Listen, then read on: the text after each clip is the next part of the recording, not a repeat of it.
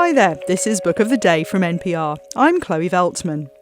There's a long tradition of novels where much of the action unfolds in someone's home. Take Howard's End by E.M. Forster or Ian McEwan's The Cement Garden.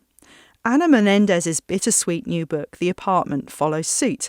The novel tracks the lives of the inhabitants of a Miami apartment over the years. As the writer explains in an interview with NPR's Shapiro, the book begins with a scene that takes the reader back to the pre-colonial age, way before the apartment building ever existed. She says she hopes this late-stage literary move almost makes time seem like a character in the narrative. In 1940, construction workers in Miami Beach laid the groundwork for an Art Deco building called the Helena. Over the decades, apartment 2B would house painters and musicians, army men and refugees.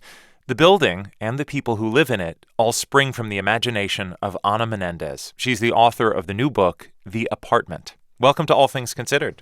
Thank you so much. It's wonderful to be here. Before the apartment at the center of your novel exists, you introduce us in the book's opening pages to an indigenous woman collecting sea turtle eggs. Will you read from the end of this introduction, this prologue?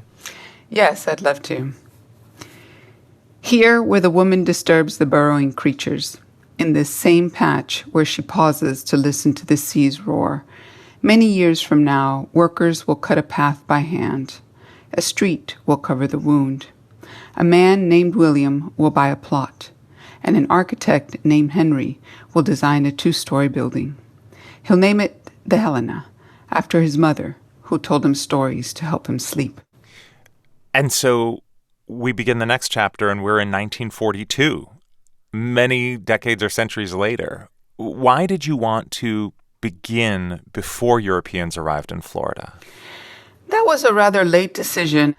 And what I hope it gives the book is the sense of time as almost another character in the book, and gives it the sweep, because the ending is also meant to push you way eons into the future.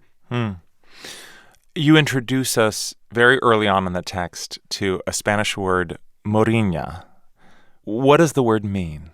And how did you think about the concept in relation to the narrative you were writing? It's a concept that I think runs through maybe all of my books, this sense of saudade, as the Portuguese maybe would describe it. Most cultures have a word for this. It's the sort of bittersweet nostalgia, the sense that the past is sweet and wonderful to wallow in precisely because it cannot be recovered.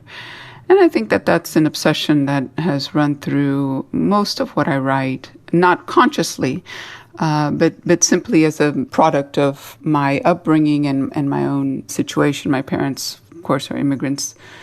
They call themselves exiles from Cuba. And so for me, it speaks to, one doesn't need to be an exile or a migrant to have this sense that things were sweet in the past and to sort of take refuge in it. There's a kind of paradox here that this is a book about a literal home, and yet it's full of a sense of kind of restlessness and longing and displacement. Yes, indeed. I think there's, this one obviously is from my imagination, but there are so many buildings like this all over the world, frankly, and all through time and history. But you do get the sense once you rent an apartment that there are many, many stories in those walls that you'll probably never really know. Most of the characters who we meet disappear at the end of their chapter as time moves forward in the book. Was there anyone whose story you personally had a hard time letting go of, somebody who you wanted to follow for more than a chapter, who you thought, I wish I could write a whole novel about this person? Probably at some point, all of them. And, I've been working on this novel for such a long time. More than a decade, right? More than a decade, yeah. Some of these characters I did revisit again. So in my mind, they never go away. I mean, they are almost a ghostly presence throughout.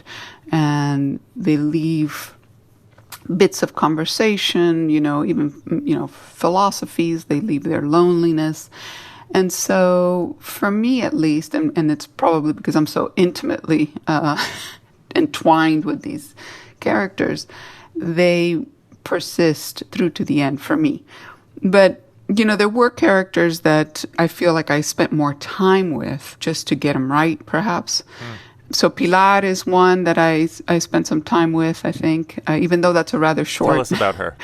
Yeah, Pilar is a sort of very angry journalist who's laid off during the Great Recession. It was the great sort of decimation of American journalism in 2008, 2009. And you have personal experience as a journalist, we should say. I do. I mean, she's not me, and I never had to move back in with my parents, thank goodness.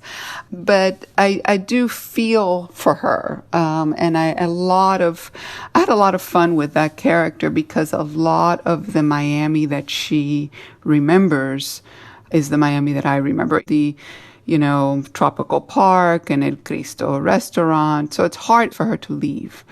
And I think that's true of many of my generation, at least, who grew up in the place. There was one line in the book that jumped out at me, which was, have you noticed that most of the stories men tell are about how smart they are and how stupid everyone else is? And I wondered, if that's the case, what do you think most of the stories women tell are about? As a woman storyteller yourself. Mm-hmm. I think the women in this book, I'm not going to be as generalizing a chauvinist as my characters, but I think in this book, the stories that the women tell are for connection. And they are seeking connection. They're seeking understanding. They are seeking more of a horizontal relationship than a vertical one. And again, that's, the women, especially in the Lana section, are doing that. That's not to say that all women do that. And tell us a little about Lana. Yeah, Lana is a mystery. She shows up in apartment 2B after a lot has happened that she's not aware of, but the rest of the building is. And she's seeking to forget. Right? She is also running from ghosts in a lot of ways. She claims to have come to Miami precisely because she doesn't know anybody there. And then she's pulled into this sisterhood that has developed and that is trying to understand her and welcome her. Did writing this make you think about those who lived in your home before you? Or did you write this in part because you were already thinking about those people?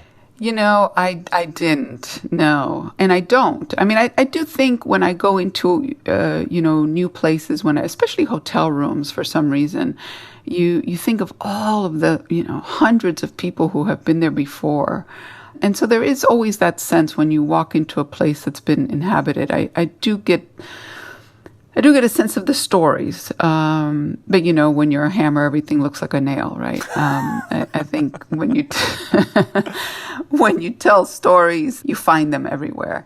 But it's not anything that I've gone very deep into imagining. I don't think I want to imagine the lives of people who've inhabited my spaces. You'd prefer not to be haunted, is what you're saying. Yes, that's right.